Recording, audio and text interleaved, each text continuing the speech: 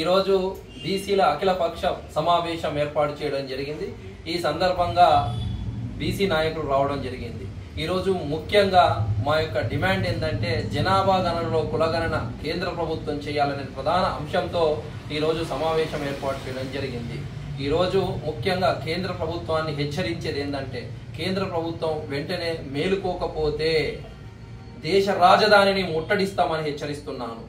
ఈ రోజు రైతులు వాళ్ళ హక్కుల కోసం దేశ రాజధాని అయిన ఢిల్లీని ఏ విధంగా అయితే ముట్టడించారో, ఏ విధంగా అయితే నిర్బంధించారో, అదే విధంగా జనాభా గణనలో కులగణన చేయకపోతే మేము బీసీలందరము, దేశంలోని బీసీలందరము ఐక్యమై దేశ రాజధానిని ముట్టడిస్తారని హెచ్చరిస్తా ఉన్నాను। ఈ రోజు బీసీలు అన్ని రంగాలలో అన్యాయానికి గురి అవుతున్నారు।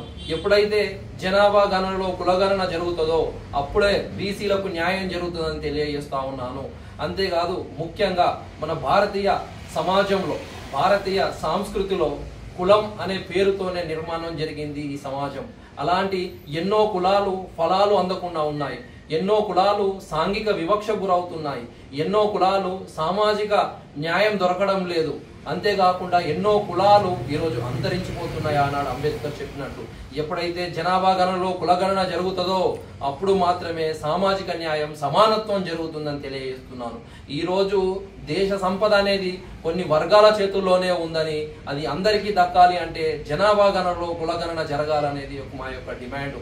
అంతేకాదు 2010వ సంవత్సరంలో అప్పుడు ఆనాడు ప్రతిపక్షంలో ఉన్న బీజేపీ జనాభా గణనలో కులగణన చేస్తామని హామీ ఇచ్చారు। మీ హామీ ఏమైందని ప్రశ్నిస్తున్నాను। 2018వ సంవత్సరంలో ఆగస్టు 31వ తారీఖున అప్పుడు ఉన్న గౌరవనీయులు హోంమంత్రి రాజ్నాథ్ సింగ్ గారు కులగణన కులాల లెక్కలు సేకరిస్తామన్నారు। మరి ఏమైందని తెలియజేస్తున్నాను। ఎప్పుడైతే జనాభా గణనలో కులగణన కేంద్ర ప్రభుత్వం చేస్తుందో అప్పుడు మాత్రమే ఆయా స్థితిగతులు తెలుస్తాయి, అప్పుడు మాత్రమే అన్ని కులాలకు న్యాయం జరుగుతుందని మా యొక్క ప్రధాన డిమాండ్। ఇప్పటికైనా బీజేపీ ప్రభుత్వం, కేంద్ర ప్రభుత్వం బీసీలను నిర్లక్ష్యంగా చూస్తుంది। ఇది మీరు పక్కన పెట్టి వెంటనే సామాజిక న్యాయం, సమానత్వం జనాభా గణనలో కులగణనతోనే సాధ్యం అని చెప్తున్నాను। తస్మాత్ జాగ్రత్త, వెంటనే చేయాలని మా యొక్క డిమాండ్। జై బీసీ, జై బీసీ, జై బీసీ।